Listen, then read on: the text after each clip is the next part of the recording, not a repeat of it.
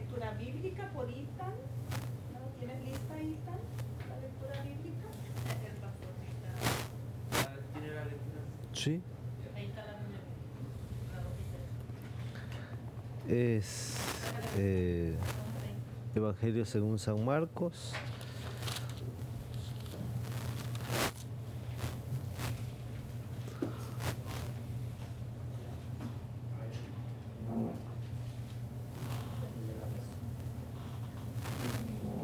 San Marcos, ¿qué? Capítulo 5. Marcos capítulo 5. Versículo 15. ¿Puede leer la letra?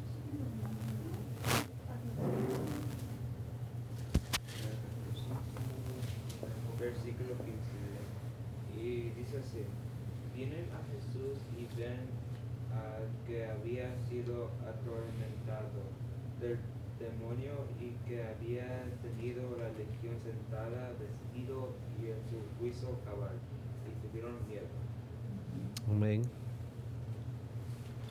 Los voy a invitar a que nos pongamos de pie para tener una oración. Amén. Vamos a orar. Padre Celestial, en esta noche, Señor, te agradecemos, Señor, tu bendición a permitirnos reunirnos aquí en casa. Te agradecemos porque has traído también a nuestros hermanos. Te agradecemos, Señor, porque nos has dado también el deseo, Señor, de estar juntos, Señor, de alabarte a ti, de, Señor, aprender más de tu palabra. Y en esta noche, Señor, hemos también invitado a algunos vecinos, Señor, y pedimos que tú obres, Señor, en sus hogares para que los libres, Señor, de Amén. esos compromisos que ellos han tenido, Señor, que puedan llegar, Señor, aunque sea un poquito tarde, pero que tú les toques, Señor, con el Espíritu Santo, a tener, Señor, ese deseo también, Señor, de venir, Señor, y tener este encuentro contigo. Pedimos tu bendición, Señor, para cada uno de los que estamos aquí presentes, desde los jovencitos, Señor, a los adultos. Pedimos tu bendición también, Señor, para cada hogar aquí representado, porque pedimos, Señor, que nos ayudes, Señor, en las luchas que tenemos, Señor, día a día. Y pedimos, Señor, más que nada, de que nos ayudes, Señor, a vencer, Señor, y llegar, Señor, hasta el final, donde tú nos contarás, Señor, como santos y fieles, Señor. Pedimos tu bendición también en esta noche por el pastor Jaime, que tú lo bendigas. Seas tú, Señor, quien nos ayude a poner el Espíritu Santo, Señor, a entender y a guardar, Señor, este mensaje de salvación en esta noche que viene por medio de tus labios. Que tú lo bendigas, Señor. Seas tú también, Señor, quien nos permita, Señor, saber, Señor, de que el tiempo es corto, Señor, y hay que estar listos. Que tú nos bendigas a Amén. cada uno de nosotros, Señor, que estamos aquí para que podamos seguir, Señor, luchando y trabajando, Señor, en tu servicio. Pedimos esto, no porque haya méritos en nosotros, sino los méritos preciosos de Cristo Jesús. Amén. Amén. ¿Pueden tomar Amén. asiento? Gracias. Entonces ahora dejamos al pastor. Listo. Con el tema, pastor. Ok, muy bien. Familia, pues muchas gracias porque podemos estar con ustedes. Gracias por la invitación para abrir la palabra de Dios junto con ustedes. Me gustaría, antes de abrir la Biblia, que ustedes imaginaran lo que está pasando en este momento. El hecho de ustedes haberse reunido en este hogar para buscar la presencia de Dios, para compartir con algunos amigos la esperanza que brilló un día en sus corazones, en sus vidas, el cielo entero, los ángeles, el Dios Todopoderoso, Jesucristo y el Espíritu Santo, todos están concentrados en el número de este hogar, de esta casa y de todas las que en donde se está invocando el nombre de Dios. Así que por un momento quiero que piensen ustedes que aunque hoy no podemos ver lo que está pasando a nivel cósmico, un día esta misma escena la vamos a poder contemplar con la realidad del interés del cielo, de lo que está pasando en este momento. Así que por un momento quiero que ustedes lo piensen y se den cuenta del gran valor que esto tiene a la vista del universo, a la vista del trono celestial, a la vista de los millones de ángeles. ¿Cuántos ángeles creen ustedes que están contemplando esta escena? ¿Cuántos? Imagínense a María. Solamente fue un ángel el que se le presentó. ¿Cómo quedó? Sorprendida, maravillada, etc.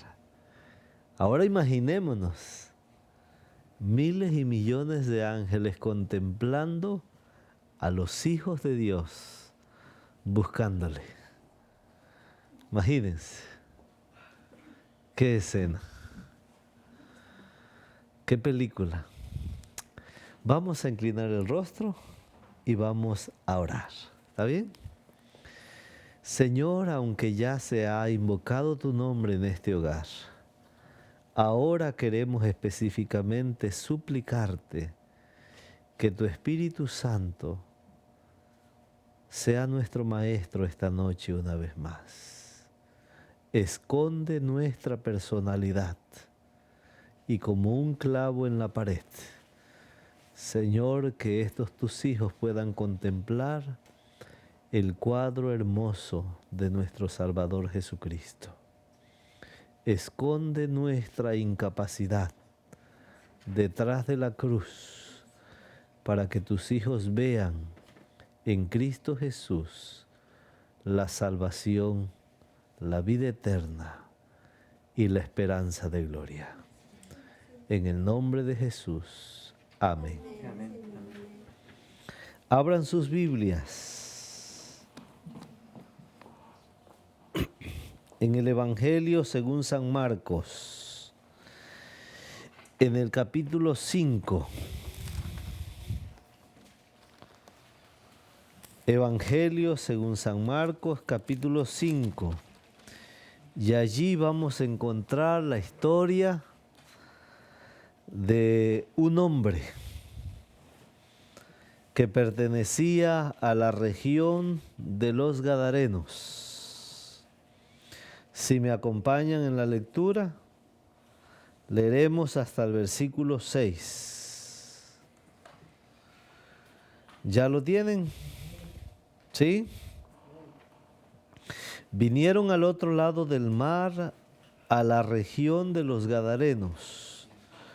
Cuando salió él de la barca, enseguida vino a su encuentro de los sepulcros un hombre con un espíritu impuro que habitaba en los sepulcros, y nadie podía atarlo, ni aun con cadenas. Muchas veces había sido atado con grillos y cadenas, pero las cadenas habían sido hechas pedazos por él y desmenuzados los grillos. Nadie lo podía dominar, y siempre de día y de noche andaba gritando en los montes y en los sepulcros e hiriéndose con piedras. Cuando vio pues a Jesús de lejos, corrió y se arrodilló ante él y clamando a gran voz dijo: ¿Qué tienes conmigo, Jesús, Hijo del Dios Altísimo? Te conjuro por Dios que no me atormentes.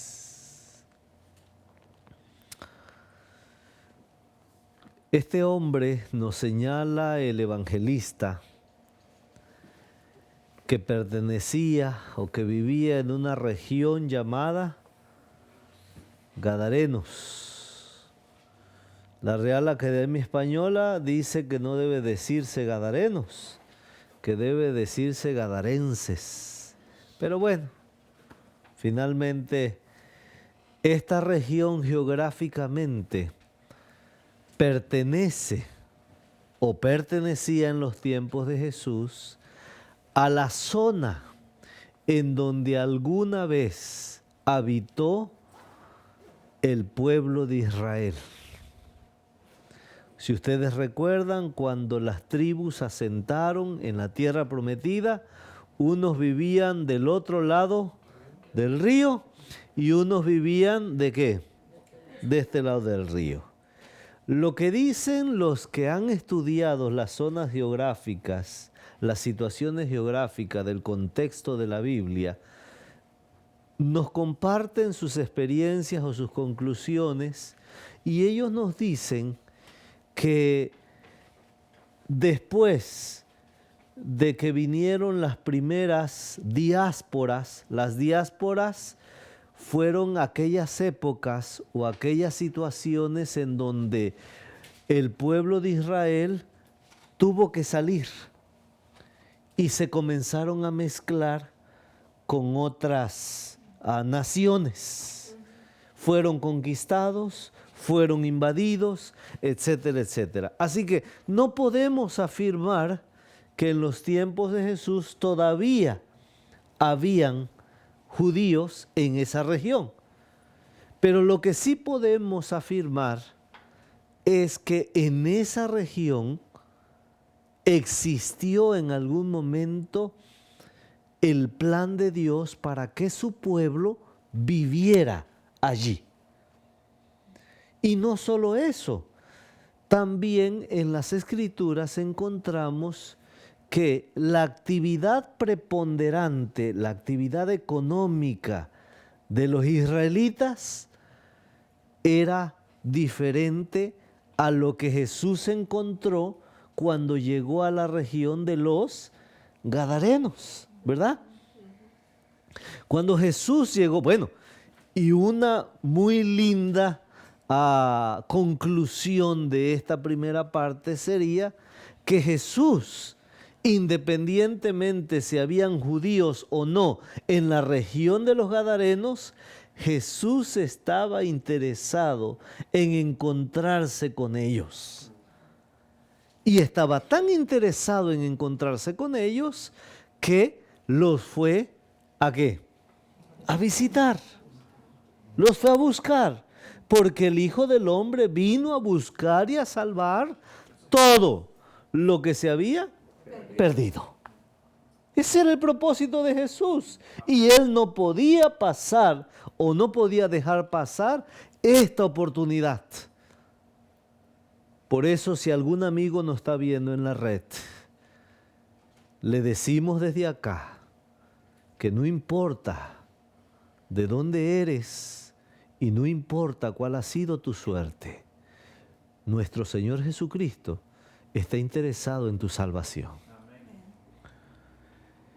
En este contexto, quiero que hagamos un poquito de memoria de lo que dicen las Escrituras acerca de la vida común del pueblo de Israel, para después continuar con esta historia tan hermosa. Las Escrituras, por ejemplo, dicen que cuando los hijos de Jacob llegaron a Egipto, una nación extranjera, José emitió un consejo. ¿Se acuerdan cuál fue ese consejo? Ese consejo fue que cuando Faraón les preguntara a qué se iban a dedicar, ellos iban a responder que se dedicaban ¿a qué? Se dedicaban a la ganadería a la ganadería ovejera, vamos a decirlo así, ¿no? Y que se dedicaban también ¿a qué? A la agricultura. ¿Saben por qué José dio este consejo a sus hermanos? Porque José tenía claro que si sus hermanos se quedaban en la ciudad de los egipcios, fácilmente iban a perder su propia identidad. Y como para los egipcios el trabajo agrícola y el trabajo ganadero era un trabajo hasta cierto punto de segundo nivel, desde la perspectiva que la presenta José en el libro de Génesis. Fue la estrategia para que Faraón les asignara tierras lejos de ¿dónde? Lejos de la ciudad. Ok, hasta ahí vamos a dejar esa historia. Otra historia. Está la historia justamente del rey David.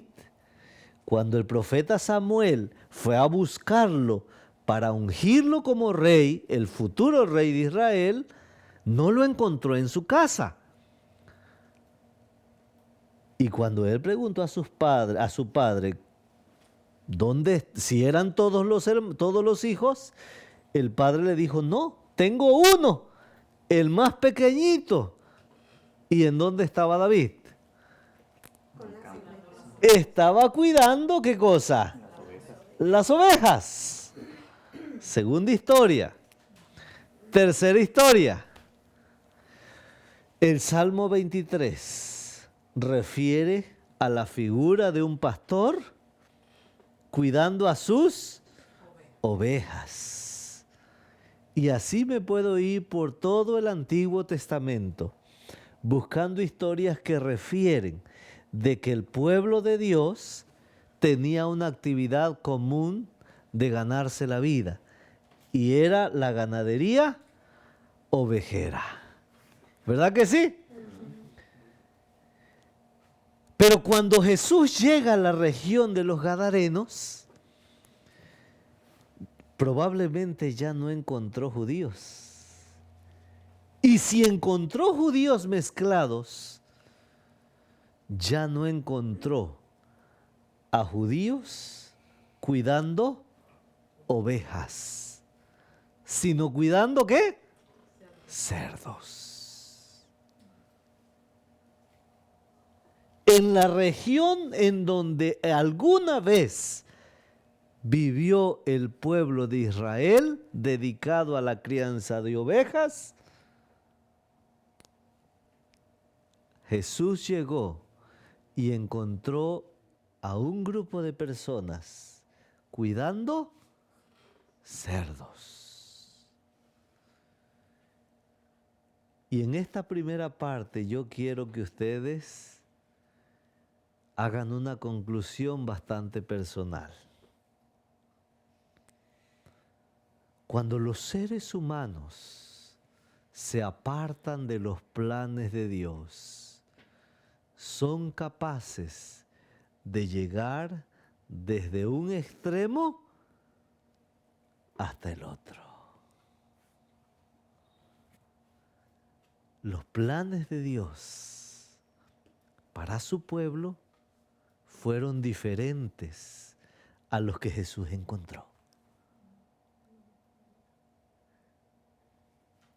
Yo estoy convencido de manera personal, y esta es una conclusión muy personal. Yo creo que en la región de los Gadarenos habían judíos.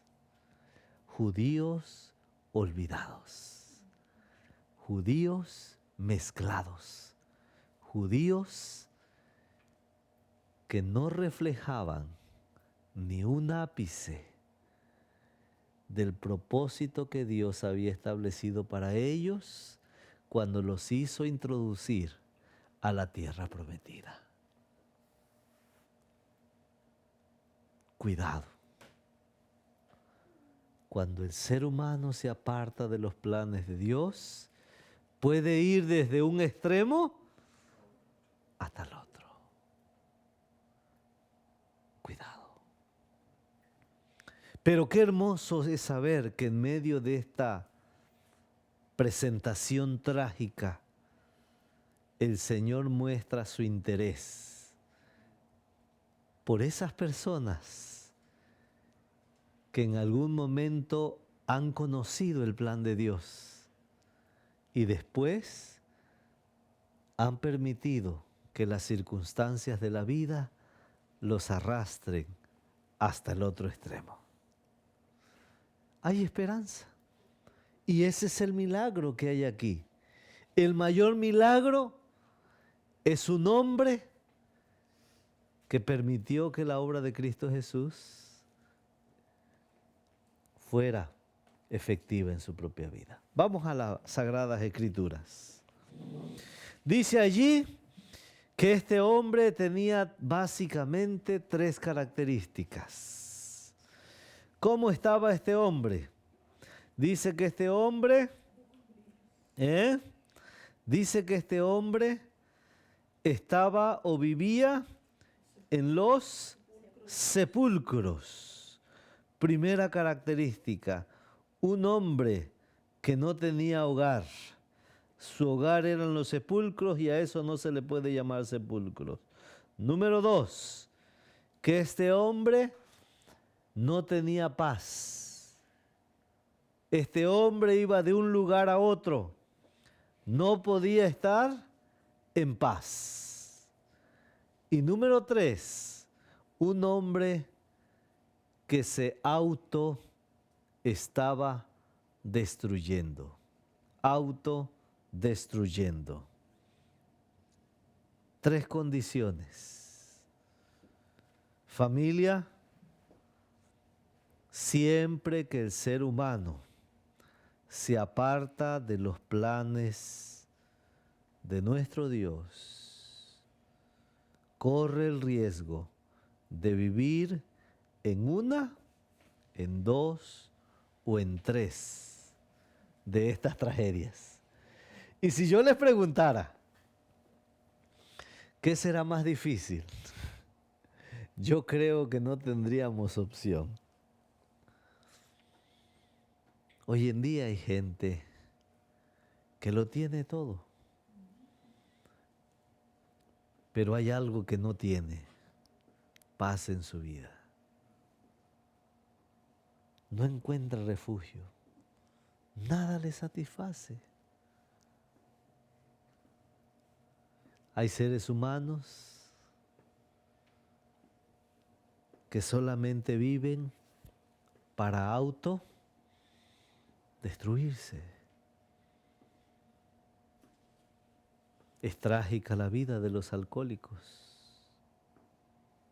Es trágica la vida de los drogadictos.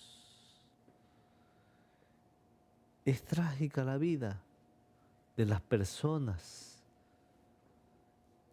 que por sus propias decisiones lo único que hacen es destruirse, destruir a su hogar, destruir a sus familias, destruir a la gente que les ama, destruir a sus hijos, destruir a sus padres. Y lo más interesante de esto es que llegan a un punto en que ellos mismos dicen: pero es que yo no le quería hacer daño a mis hijos, pero es que yo no le quería hacer daño a mi esposa, pero es que yo no quería perder mi trabajo.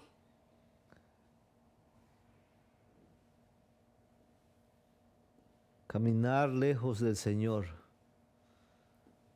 justamente tiene que ver con los propósitos del enemigo. Y el enemigo lo único que quiere en nuestras vidas es destruirnos. Y lo va a hacer justamente en la ventana que se encuentre abierta, en la puerta, en la rendija donde haya cabida, allí va a destruir. A veces es un matrimonio, a veces es la misma dignidad del ser humano. Pudiera yo contar muchas historias. Hace algunos meses, una amiga me habla y me dice: pastor, necesito que me ayudes.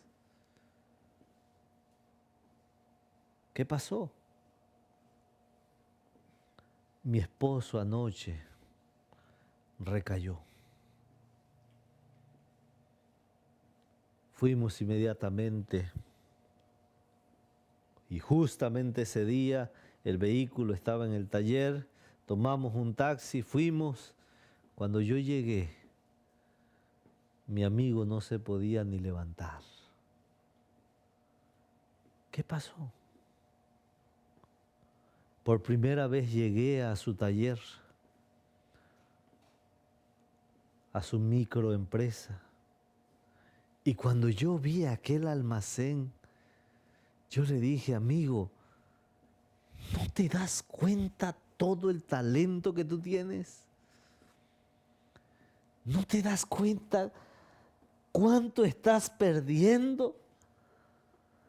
Tienes una familia, una linda familia, tienes mucho talento, tienes mucho dinero. ¿Por qué? No lo sé. No lo sé.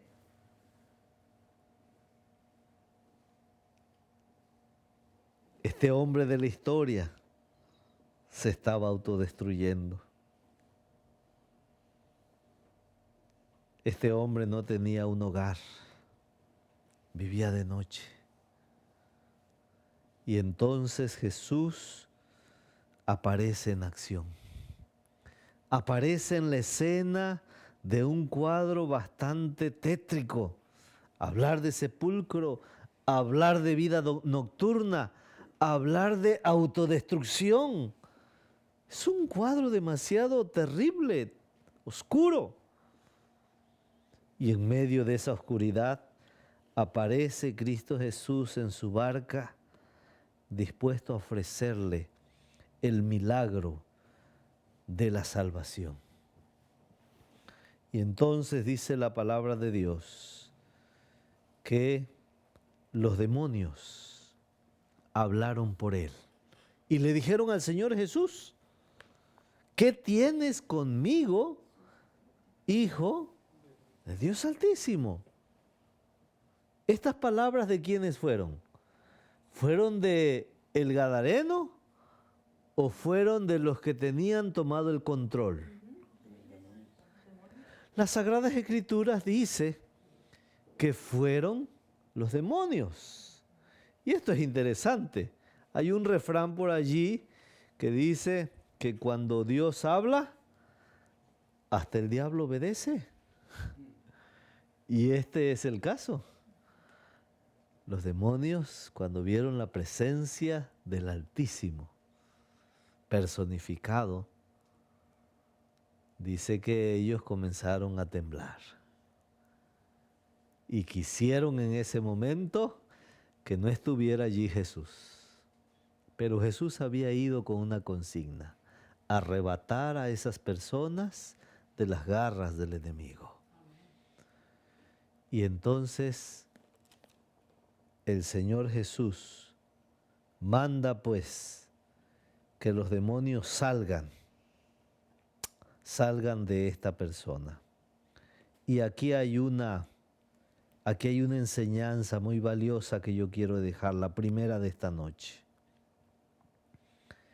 ¿Quién está tomando nuestras decisiones? Niños, hermanos, hermanas, ¿quién está tomando nuestras decisiones cada día? Definitivamente que esa decisión no la estaba tomando el gadareno o el gadarense. Había alguien más robándole el privilegio a este hombre de tomar su propia decisión. Y saben, hermanos, hay una decisión que no la podemos dejar, ninguna de hecho, pero creo que la más importante de todas las decisiones es que cada que Cristo nos llama, debemos aprovechar su llamado. Y no debemos de permitir que alguien más nos robe la libertad de elegir. ¿Saben ustedes que hoy en día el ser humano tiene graves problemas para tomar decisiones? ¿Sabían ustedes que todo en nuestro diario vivir y todo lo que nos rodea socialmente está diseñado para que otras personas tomen decisiones por nosotros?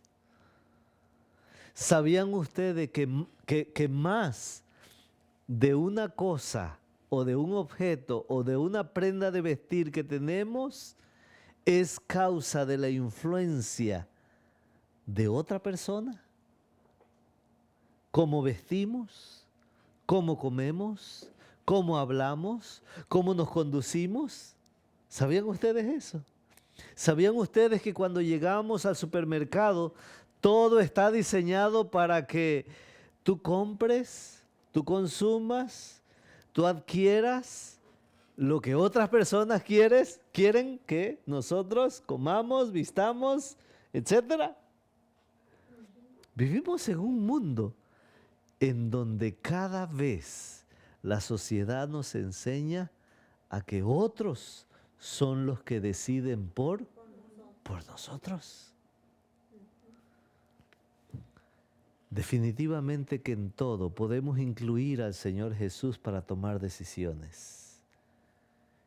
El Señor nos regaló un don maravilloso que se llama, una facultad maravillosa que se llama libre albedrío. Por eso en el huerto del Edén, Adán y Eva tuvieron la posibilidad o de vivir eternamente o de morir.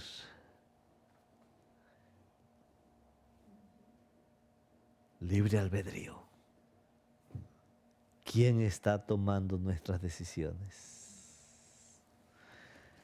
Segunda enseñanza. Versículo 9 y 10. Dice aquí,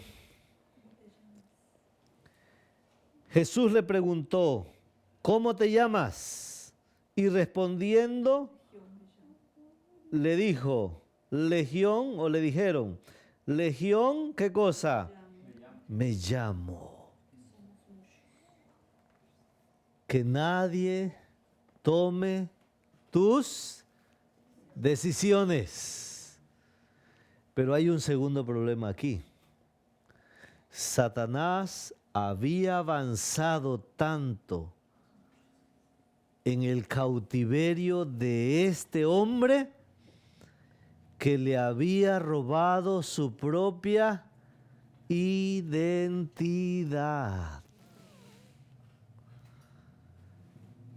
Este hombre tenía un nombre. Y aquí no dice. Este hombre tenía un origen. Este hombre tenía una identidad que Dios le había dado. ¿Cuál es la identidad que el Señor nos ha dado a nosotros? ¿Saben cuál es? Está registrada en el libro de Génesis, capítulo 1, versículo 26. Ahí está registrada nuestra identidad. ¿Quién lo quiere leer? 1:26. Por favor, Edgar. Entonces dijo Dios, hagamos al hombre a nuestra imagen, conforme a nuestra semejanza, y señoree en los peces del mar, en las aves de los cielos, en las bestias, en toda la tierra y en todo animal que se arrastra sobre la tierra. ¿Cuál es nuestra identidad? La imagen de Dios. Por causa del pecado, nosotros perdimos nuestra identidad divina, la identidad de nuestro Creador. Y la obra de Cristo Jesús, Jesús había llegado a Gádara para restaurar su imagen, ¿en quién? En ellos. Y esta noche, familia, el Señor ha visitado este hogar. Y alabo el nombre de Dios, porque existe para nosotros la misma oportunidad que existió para este hombre, de que la imagen de nuestro Creador a través de Cristo Jesús y su obra maravillosa sirva para restaurarnos en un carácter semejante al de ¿quién? De Cristo Jesús. ¿Cuántos de nosotros queremos ser restaurados? Amén. Yo quiero ser restaurado. Todos los días le pido al Señor que mi carácter sea transformado. Lo necesito. De lo contrario, el pecado roba mi identidad. la que el Señor puso en mí.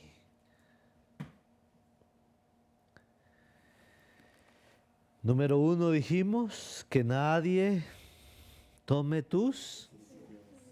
Número 2, que nadie robe tu identidad. Este hombre fue transformado, miren, versículo 15.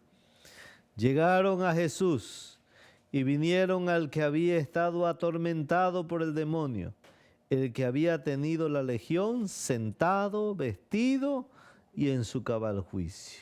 Es decir, que Jesús marcó la diferencia en este hombre que no tenía paz, este hombre que no tenía hogar, y este hombre, ¿qué más? ¿Qué más dijimos que este hombre tenía?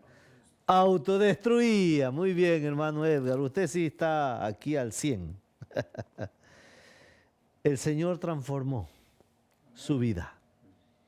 Pero saben que una persona transformada no se queda sentada y en su cabal juicio. Aparentemente, ahí termina la historia. Pero ¿saben cuál es el milagro más grande que sucedió en la vida de este hombre? No fue eso, porque eso trascendió. Este hombre ahora tenía un hogar. Este hombre ahora ya no se autodestruía. Este hombre ahora tenía paz, sosiego. Este hombre le propuso al Señor que le hiciera uno de sus discípulos. Y le dijo al Señor Jesús, quiero seguirte, déjame seguirte.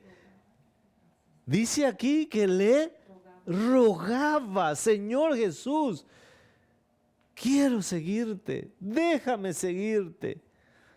Y el Señor Jesús le dijo, no, vete a tu casa y cuéntale a los tuyos las cosas que el Señor Todopoderoso, Jesucristo, ha hecho en ti. Hermanos, aquí hay algo importantísimo. Quien conoce verdaderamente a Cristo, quien se ha encontrado con Cristo, tiene una historia que contar. Que nadie cuente tu historia. ¿Saben por qué? ¿Saben por qué? Porque la historia que Cristo hizo en este hombre, nadie más la podía contar. ¿Saben por qué? Porque es este hombre el que descendió hasta la miseria de los sepulcros. Es este hombre el que se autolastimó. Es este hombre el que vivió sin paz mucho tiempo. Y un hombre que se ha lastimado, un hombre que se ha divorciado, un hombre que ha perdido a su familia, un hombre que ha perdido una extremidad de su cuerpo, un hombre que ha perdido su trabajo, un hombre que ha perdido por causa del pecado, entiende y sabe lo que significa la destrucción del pecado.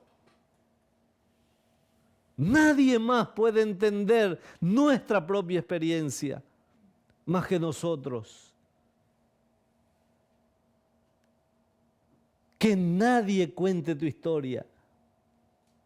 Por otra parte, nadie de ustedes tiene acceso a la vida de mis hijos. Ni yo tengo acceso a la vida de los tuyos. Yo no tengo acceso a tu trabajo, ni tú tienes acceso al mío. La historia del milagro de Jesús en nuestras vidas, nadie más la puede contar. Solamente nosotros.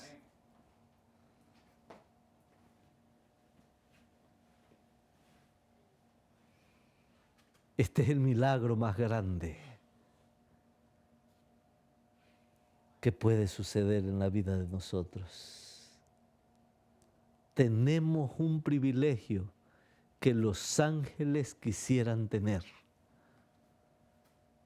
pero ni los ángeles del cielo pueden contar nuestra historia.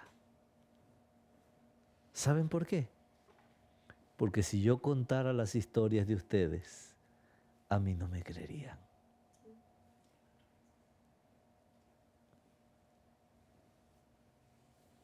Apreciada familia,